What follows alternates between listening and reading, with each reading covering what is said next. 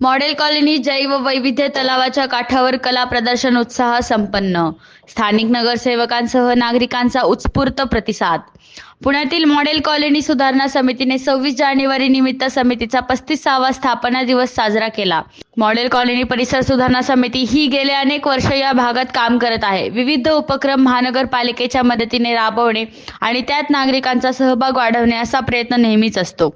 यंदा 26 जानेवारी निमित्त सकाळी 10 ते दुपारी 4 वाजेपर्यंत मॉडेल कॉलनी जैव वैविध्य तलावाच्या काठावर विशेष छायाचित्र प्रदर्शन, पेंटिंग प्रदर्शन भरवण्यात आले.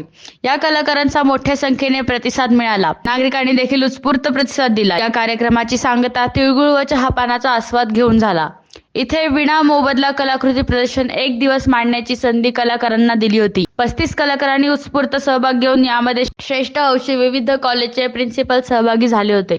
दरम्यान कलाकारांना त्यांच्या कलेचे लाईव्ह डेमॉन्स्ट्रेशन करण्यात संधी उपलब्ध करून दिली होती. कलाकृती मांडणीतून एक पर्यावरण आणि सामाजिक विषय जगासमोर मांडावा, तसेच लहान मुलांना कलेची गोडी लागावी या उद्देशाने प्रदर्शनाचे आयोजन केले.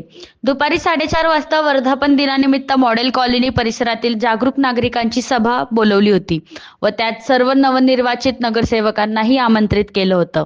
डॉक्टर संजीवनी कुलकर्णी व कॉस्मॉस बँकेच्या मॅनेजर सौ सुनीता वाळिंबे यांचे नागरिकांना आरोग्य व बँकेच्या मॉडेल कॉलनीमधील 50 वर्ष अस्तित्व यावर प्रबोधन केले. मॉडेल कॉलनी सुधारणा समितीने परिसरातील नागरिक समस्याचा पाढा नवनिर्वाचित नगरसेवकांसमोर मांडला. समस्या सोडवण्यासाठी निर्धारित वेळ दिला.